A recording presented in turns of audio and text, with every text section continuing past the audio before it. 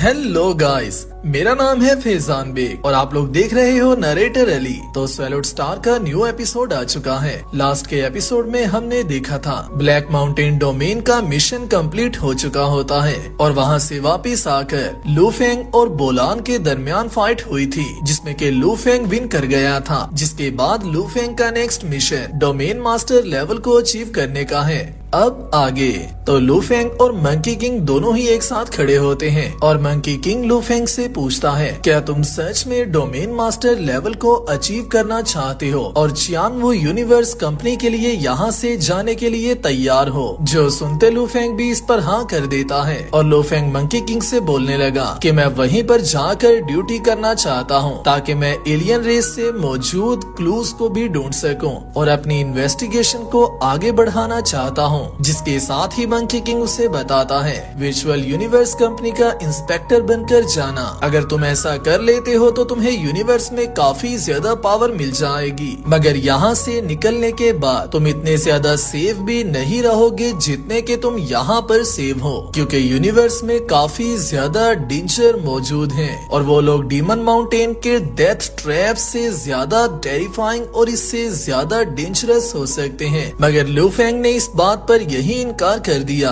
और monkey king से कहने लगा, मेरा होम टाउन अर्थ चियान वो यूनिवर्स कंपनी के बॉर्डर्स के अंडर आता है, तो एलियन क्लैन के खतरे से अपने होम टाउन को बचाने के लिए मुझे जितना जल्दी हो सके अपने ब्रेक थ्रू के प्रोसेस को कंप्लीट करना होगा ताकि मैं आने वाले टाइम के बड़े खतरों का सामना कर सकूं। जिस पर मंकी किंग थोड़ा सा डिससेटिस्फाई तो होता है क्योंकि उसे अपने ओल्ड स्टूडेंट की याद आ रही थी। मगर कुछ ही देर में मंकी किंग का मूड बिल्कुल ठीक हो गया और उसने लू फेंग से कहा, मुझे तुम्हारा डिसीजन मंजूर है, मगर मुझे तुम्हारी सेफ्टी के लिए भी कुछ ऐसे काम करना होंगे जो कि ये बिना मैं खुद भी परेशान ही रहूंगा। जितने भी लोग एंशिएंट एयर स्पेस में जाते हैं उन सबको प्रोटेक्शन के लिए इमोर्टल लेवल का बॉडीगार्ड मिलता है और मैं एक ऐसे इंसान को जानता हूँ जिस पर के मैं आंखें बंद करके भरोसा कर सकता हूँ और वो एंशिएंट स्पेस एयर रीजन में तुम्हारा इंतजार कर रहा होगा। जिसके बाद इन दोनों की हैप्पी एंडिंग होती है और लू फेंग अपने कोलीग्स को मिलने के लिए आता है जिन लोगों के साथ उसने इतना टाइम स्ट्रगल की है और यहाँ तक पहुँचा है। जहाँ पर कुछ लोग लू फेंग के जाने से काफी सैड होते हैं तो वहीं पर कुछ लोग लू फेंग की सक्सेस में काफी ज्यादा खुश भी होते हैं और वहीं पर किसी को ये अफसोस रहता है कि वो इतना ज्यादा स्ट्रॉन्ग क्यों नहीं बन पाया कि लू फेंग की जगह वो इस स्पॉट को ले सकता। जिसके साथ ही Lu Feng ancient air space region के लिए निकलता है और जैसे ही लू फेंग इस स्पेस रीजन में एंटर करता है तो ये स्पेस बाकी की स्पेस से काफी ज्यादा डिफरेंट थी।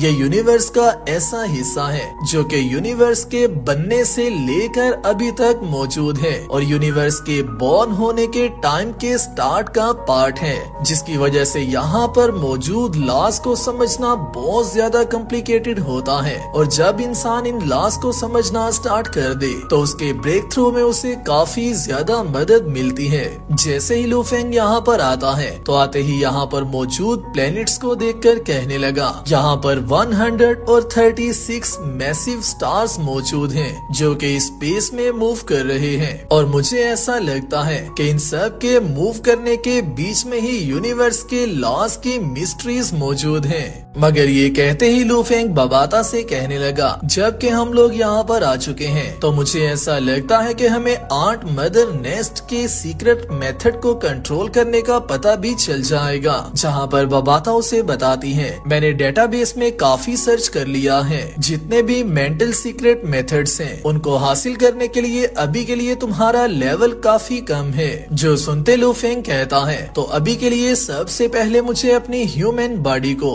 डोमेन मास्टर लेवल के लिए ब्रेक थ्रू करवाना होगा। जो कहते लू फेंग उस जगह पर पहुंच आता है जहां पर लू फेंग रहने वाला है। जहां आते ही लू फेंग की एंट्री के साथ लू फेंग का इस्तकबाल करने के लिए एक इमोर्टल लेवल का वॉरियर मौजूद था जो कि मंकी किंग ने हमें एक्सप्लेन कर दिया है। और जैसे ही लू फेंग इसके सामने आया तो ये लू फेंग से कहने लगा, मेरा नाम डायलन है, मैं ब्लड थर्स्टी किंग का डिसाइपल हूँ और मेरे मास्टर आपके मास्टर के डिसाइपल हैं, जिसका मतलब ये हुआ कि ब्लड थर्स्टी किंग किंग लू फेंग का सीनियर ब्रदर है और ये इमोर्टल लेवल का वॉरियर लू फेंग का एक हिसाब से ब्रदर डिसाइपल भी लगता है। मगर जैसे ही लू फेंग इसके आई कांटेक्ट में आया तो लू फेंग को सच में एक इमोर्टल वॉरियर का प्रेशर फील हुआ था, जिसे कि लू फेंग भी झेल नहीं था पा रहा। मगर लू फेंग यहाँ पर बच इसलिए गया है कि लू फेंग का लाइफ जर्नी लेवल 3000 को ओवरकम कर चुका हुआ है, जो कि हर वॉरियर का नहीं होता। और जिसका लाइफ जर्नी लेवल इंक्रीज हो जाए वो कम पावरफुल होते हुए भी अपनी मेंटल स्ट्रेंथ को बाकी के पावरफुल वॉरियर्स के साथ टक्कर दे सकता है। जिसके साथ ही डायलन लू फेंग से कहने लगा, आज के दिन के बाद मैं आपका पर्सनल बॉडीगार्ड हूँ और मैंने ऐसा सुना है कि आप डोमेन मास्टर लेवल को अचीव करना चाहते हो, तो बाहर की दुनिया से यहाँ पर प्रैक्टिस करना आपके लिए बहुत ज्यादा अच्छा रहेगा, क्योंकि यहाँ पर आप अपने गोल को जल्दी से जल्दी अचीव कर सकते हो। जहाँ पर डायलन लू फेंग को ये एक्सप्लेन करने लगा कि यहाँ पर जो 136 स्टार्स मौजूद हैं, उनकी ट्रेजेक्टरीज में यूनिवर्स के काफी ज्यादा पुराने राज छुपे हुए हैं, जिनको स्टडी करते हुए तुम लॉ ऑफ टाइम और लॉ ऑफ स्पेस को अच्छे से मास्टर कर सकते हो और इन्हें स्टडी करने के बाद तुम फाइनली ब्रेक थ्रू कर पाओगे। जो सुनते लू फेंग भी अपने गोल की तरफ बढ़ता है और बिना टाइम जाया करते हुए प्रैक्टिस करना स्टार्ट करने लगा। जैसे जैसे टाइम गुजरता जा रहा था, लू फेंग डोमेन मास्टर लेवल के और भी ज्यादा करीब पहुंचता जा रहा था और बहुत ही ज्यादा स्ट्रगल करने के बाद फाइनली यहाँ पर एक प्रेशर क्रिएट होता है, जो प्रेशर लू फेंग के डोमेन मास्टर लेवल को अचीव करने का था। लू फेंग के इनर वर्ल्ड में मौजूद ब्लैक होल एक न्यू शेप ले चुका था और लू फेंग ने अपने लाइफ गोल को कंडेंस कर लिया हुआ है। जैसे ही Lu Feng domain master level को अचीव करने के बाद अपनी आईज को ओपन करता है तो लू फेंग का वर्ल्ड को देखने का पूरा विजन ही चेंज हो चुका था,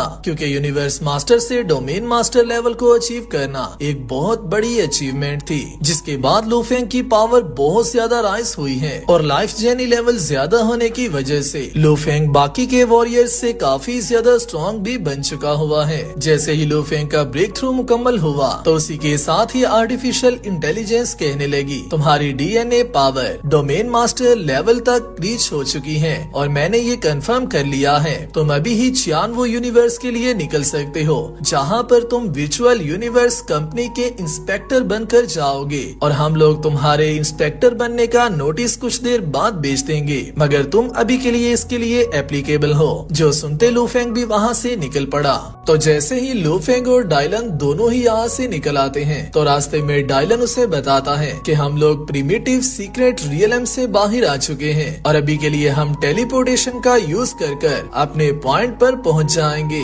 जहां पर टेलीपोर्टेशन डायलन को यूज करना थी और लू फेंग फर्स्ट टाइम के लिए इसे इतना ज्यादा क्लोजली देखने वाला है। तो जैसे ही डायलन लू फेंग के सामने टेलीपोर्टेशन टेक्निक का यूज करने लगा तो इस टेक्निक के यूज होते ही काफी ज्यादा रूइंस क्रिएट होने लगे, जो कि स्पेस फैब्रिक्स में चेंज लाकर यहाँ पर एक वार्म होल को क्रिएट करते हैं, जिसके थ्रू ये लोग यूनिवर्स में थाउजेंड्स ऑफ लाइट ईयर्स का सफर सिर्फ कुछ ही पल में तय कर पाते हैं। और ये वार्म होल काफी ज्यादा हद तक इस टेक्निक से जुड़ने की वजह से रूइंस में बंधा हुआ था। तो जैसे ही ये लोग टेलीपोर्टेशन कर लेते हैं तो लू फेंग और डायलन दोनों ही चियानवो यूनिवर्स में पहुंच आए। जहाँ आते ही डायलन लू फेंग से कहने लगा, हम लोग चियानवो यूनिवर्स के बॉर्डर्स के अंदर आ चुके हैं और यहाँ से आगे ब्लैक ड्रैगन माउंटेन स्टार की जर्नी सिर्फ 12 दिन की ही रहती है। और इस टेक्निक के यूज होने की वजह से और अपने सफर को इतना जल्दी तय कर पाने से लू फेंग बहुत ज्यादा अमेज हो चुका था, क्योंकि उसने इतनी ज्यादा स्ट्रॉन्ग टेलीपोर्टेशन पहली मर्तबा देखी है। जहाँ पर लू फेंग डायलन से ये सवाल करता है कि अगर हम लोग डायरेक्ट यहाँ पर टेलीपोर्ट हो गए हैं तो क्या हम लोग ब्लैक ड्रैगन माउंटेन में भी तो जा सकते थे। जिस पर डायलन उसे बताने लगा, हर वॉरियर का अपना डिवाइन कंट्री एग्जिस्ट करता है जो कि स्पेस के क्रैक्स में मौजूद होता है और हम लोगों को टेलीपोर्ट करने से पहले एक ऐसा टारगेट चाहिए जहां पर हम लोग अपनी डिवाइन पावर के कुछ हिस्से को छोड़कर आए होते हैं, जिसे सेंस करने के बाद हम लोग वहां पर टेलीपोर्ट कर पाते हैं। मैंने काफी टाइम पहले इस प्लेनेट पर इमोर्टल डिवाइन पावर को छोड़ दिया था, जिसकी वजह से हम लोग इस प्लेनेट के पास टेलीपोर्ट हुए हैं। हर इमोर्टल वॉरियर की अपनी डिवाइन पावर होती है और उसके अपने काफी ज्यादा यूनिक एक्शन ऑप्शंस रहते हैं जिसको कि हम लोग पोजीशनिंग के लिए भी यूज करते हैं। और ऐसी जगह पर डिवाइन पावर को छोड़ने की रीजन ये है कि किसी और इंसान को इस डिवाइन पावर का पता भी ना चल पाए, ताकि उसे मेरी मौजूदा लोकेशन ना मिले। और इस सब की वजह से आने वाले टाइम में वर्चुअल स्पेस कंपनी को कोई खतरा ना हो, क्योंकि अगर ऐसा हो जाता है तो ये बहुत बड़े खतरे की घंटी भी बन सकती है। मगर लू फेंग इस सब को छोड़कर कहने लगा कि मेरे पास अभी के लिए अपनी पोजीशन को लेने के अलावा और भी काफी ज्यादा काम मौजूद हैं, जिन्हें के सर अंजाम देना जरूरी है। जहां से सीधा लू फेंग यूनिवर्स बैंक में जाता है। यहाँ पर लू फेंग के मास्टर हु यान बू ने लू फेंग के लिए जो 3 अकाउंट्स छोड़े थे, उनमें से डोमेन मास्टर लेवल के अकाउंट की लू फेंग के लिए ओपन हो जाती है। और यहाँ पर लू फेंग को बहुत ज्यादा भारी रकम मिल गई थी, जिसे देखते लू फेंग बहुत ही ज्यादा अमेज हो गया था, क्योंकि ये अकाउंट 3,150,000 यूनिवर्स करेंसी में था, जिस करेंसी का यूज करते हुए लू फेंग इवन के काफी ज्यादा स्टार डोमेन्स तक को भी बाय कर सकता है। मगर सबसे पहले तो लू फेंग अपनी वाइन और अपने मास्टर की छोड़ी हुई शिप को रिपेयर करवाने का सोचता है, जो कि दोनों काम ही बहुत ज्यादा जरूरी है, क्योंकि लू फेंग की मोयुन वाइन ब्रेक थ्रू करने के बाद रियल एम मास्टर पर पहुंचने वाली है, जिसके बाद इसकी वाइन्स के नंबर भी इंक्रीज हो जाएंगे और उसी के साथ साथ इसका साइज और इसकी पावर में भी काफी ज्यादा अमेजिंग पॉजिटिव चेंज आने वाले हैं। जिसके बाद लू फेंग अपने मास्टर की छोड़ी हुई शिप को रिपेयर करवाने के लिए साइन करता है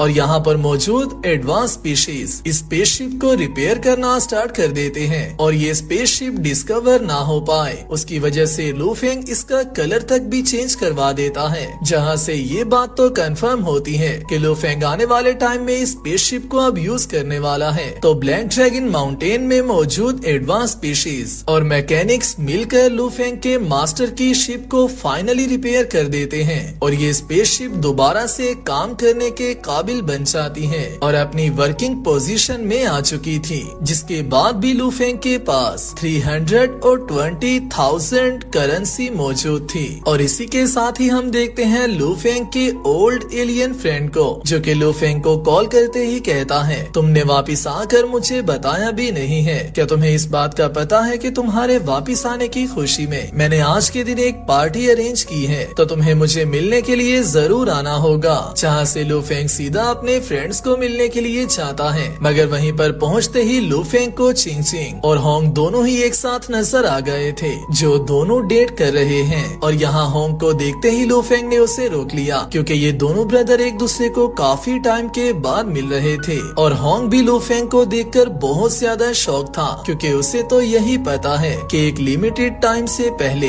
और एक लिमिटेड कल्टीवेशन से पहले कोई भी वर्चुअल यूनिवर्स कंपनी से वापस नहीं आ सकता। जहाँ पर होंग लू फेंग के वापस आने की रीजन पूछने लगा और लू फेंग ने उसे सारी स्टोरी एक्सप्लेन कर बता दी कि अभी तक लू फेंग के साथ क्या क्या मिसअंडरस्टैंडिंग्स हुई है, लू फेंग ने कैसे कैसे कल्टीवेशन की है और लू फेंग को किन किन खतरों का सामना करने को मिला है, अर्थ को आने वाले टाइम में क्या क्या चीजें फेस करना पड़ सकती हैं और किस लिए लू फेंग वापिस चियानवू यूनिवर्स के बॉर्डर्स में एंटर हुआ है। जो कहते लू फेंग ने होंग को बताया कि इंसेक्ट रेस के आने वाले टाइम के अटैक से पहले ही मैं उनके लिए एक रिस्पॉन्स तैयार कर रहा हूँ और उनके हमले से पहले अपने आप को प्रिपेयर कर रहा हूँ, ताकि हम लोग उनका सामना कर सके। और ये सुनते ही होंग ने भी उसे बोल दिया कि मैं आने वाले टाइम में ट्रेवल करते हुए इस सब पर और ज्यादा अटेंशन दूंगा और जितने सबूत मुझे मिले उन सब को भी जमा कर लूंगा। मगर लू फेंग होंग से कहने लगा कि तुम दोनों एक दूसरे को इतना ज्यादा क्यों मिल रहे हो। जहाँ होंग लू फेंग को बताता है, मैंने शिंग शिंग को कन्फेस कर दिया हुआ है और हम दोनों रिलेशन में हैं। जो सुनते लू फेंग काफी ज्यादा शॉक हुआ था, क्योंकि उसने होंग को लेकर कभी भी ऐसा नहीं था सोचा। मगर होंग को हैप्पी देखते हुए लू फेंग भी होंग के डिसीजन की रिस्पेक्ट करने लगा और होंग को कांग्रेट्स भी करता है। मगर यहीं पर एक शोर शराबा शुरू हो जाता है और होटल की वेटर किसी को यहाँ पर आने से रोक रही थी। जो सुनते सबका ध्यान उसकी तरफ चला गया और जैसे ही इन सब ने उसकी तरफ देखा तो ये शिंग शिंग के क्लैन की एक मेंबर थी, जो कि शिंग शिंग को मिलने के लिए आई थी और ये इतनी ज्यादा फियरलेस थी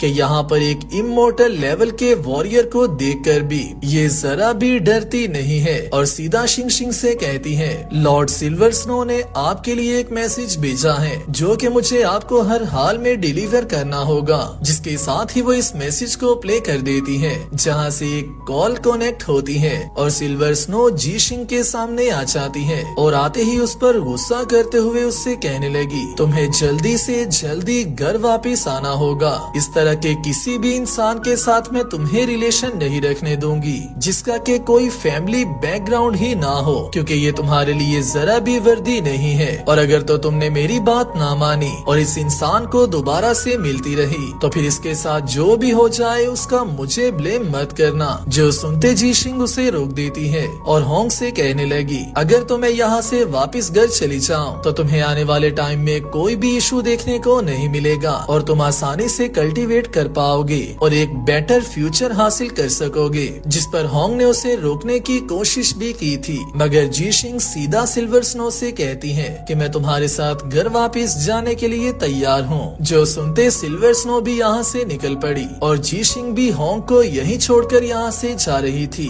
कि वहीं पर होंग उसका हाथ पकड़कर उसे दोबारा से रोकता है। मगर जबकि जी शिंग को इस बात का पता है कि अगर तो वो लोग थोड़ा भी और टाइम एक दूसरे के साथ रुके तो होंग की जान को खतरा हो सकता है, जिसकी वजह से जी शिंग यहाँ नहीं रुकती और होंग उससे जाते हुए कहता है कि मेरा इंतजार करना। जिसके साथ ही जी शिंग की सर्वेंट उसे यहाँ से जाने का कहती है और जी शिंग भी उसके साथ यहाँ से चली जाती है। जिसके जाते ही लो फेंग होंग से कहने लगा, इन्होंने तुम्हारी बहुत ज्यादा डिसरिस्पेक्ट की है। क्या तुम मुझे ये बता सकते हो कि सिल्वर स्नो का बैकग्राउंड क्या है? जहाँ पर डायलन लू फेंग को बताने लगा, सिल्वर स्नो जी फैमिली की क्लैन इंसेस्टर है और चियान वू यूनिवर्स की 300 लॉर्ड्स में से एक लॉर्ड है और उसी के साथ साथ silver snow virtual universe company की चियान वू ब्रांच में 2 डिपार्टमेंट्स आते हैं, जिनमें से एक मार्शल और एक बिजनेस डिपार्टमेंट है और ये दोनों ही मिलिट्री के काफी ज्यादा बड़े हिस्से तक को मैनेज करते हैं, जिनके पास रियल पावर मौजूद है।